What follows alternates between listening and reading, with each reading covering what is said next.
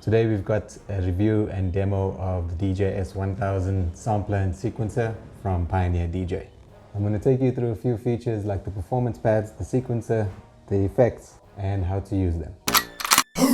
First off, you can see it's exactly the same size as the CDJ-1000, so it was definitely made with the DJ producer in mind. Software is also pretty intuitive, very easy to use, and if you're a DJ that's used to the CDJ layout, this unit is almost exactly the same. This unit also comes equipped with the sync features, so if you hook this up to the CDJ setup, it would read the BPMs and match accordingly. Also, if you connect this to an external input source, you'll be able to record directly into the unit and perform with the samples live. And it also comes equipped with the 7-inch multicolored touchscreen.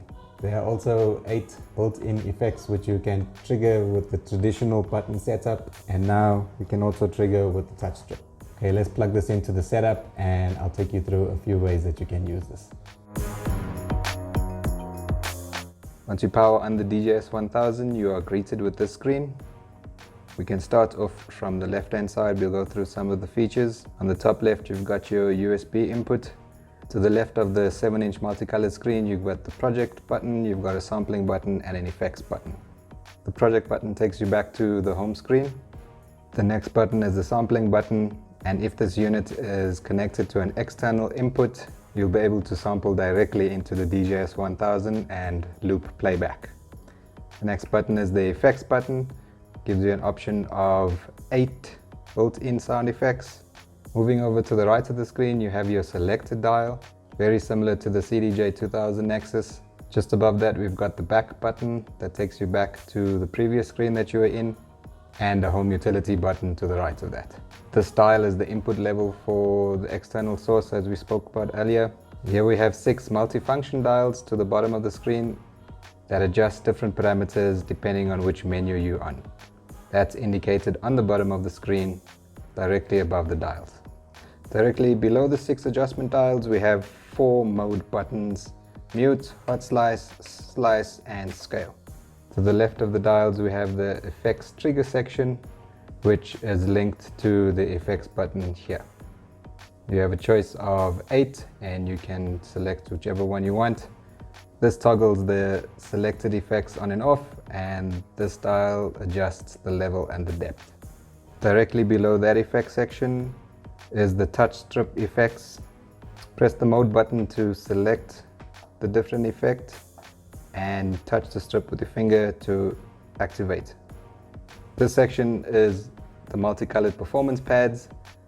We have 16 large rubber pads to trigger assigned samples and loops, and they are velocity sensitive. To the right of that, we have the tempo adjust slider. Feels like the CDJ Nexus 2's, works exactly the same. Above the slider, we have the tempo adjust button. Directly above that, we have the sync and the master sync. Below the slider, we have the plus and minus nudge buttons. These buttons are in place of the jog wheel since they've been replaced by the 16 rubber pads, which allow you to slow down or speed up a playing track. Directly under performance pads, we have the step sequencer, and these can be used to trigger different scenes. Now, one scene can be made up of 1 to 4 bars depending on what you input, and you can select the length of the bar by pressing the shift button and the pattern button and selecting the number of bars that you wish to have. Then we have the scene and the pattern button, which is used to create your different sequences, which you then input into the step sequencer. To the left of that, we have the stop and the play pause button, exactly the same as CDJ.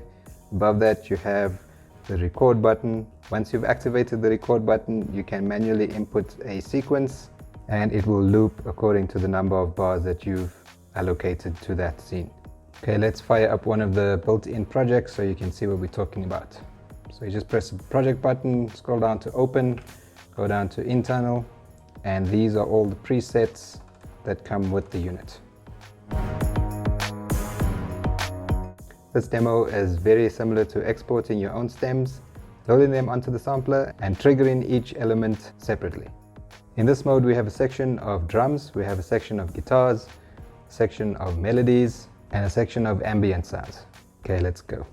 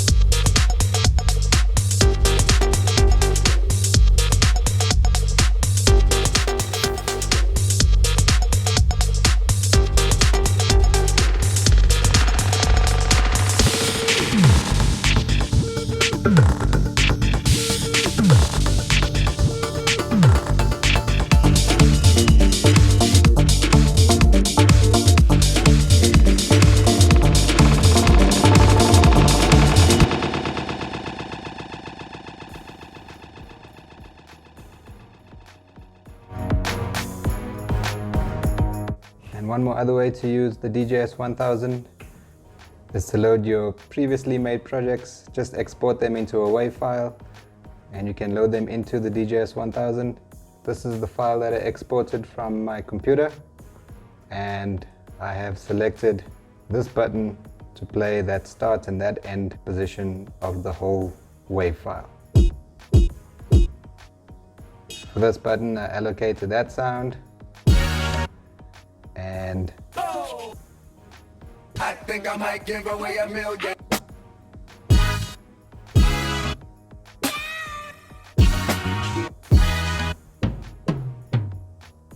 One of the other features that I use for this is in track settings, and I assigned choke groups to certain pads. That means they cut each other off. I've also made patterns from these samples, as you can see here, and that's just for the intro. Okay, let's go.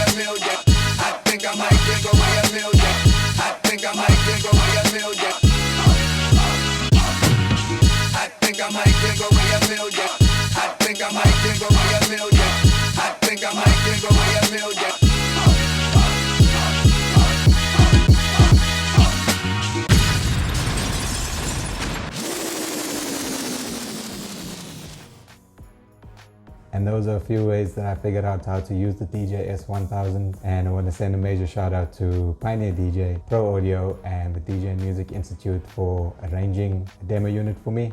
This video is not sponsored, by the way. I have to give this back, like now. And thanks for checking out this review and demo. If you'd like to see more of these, please subscribe to the channel. I'm DJ Shameless, and I'll see you in the next one. Peace.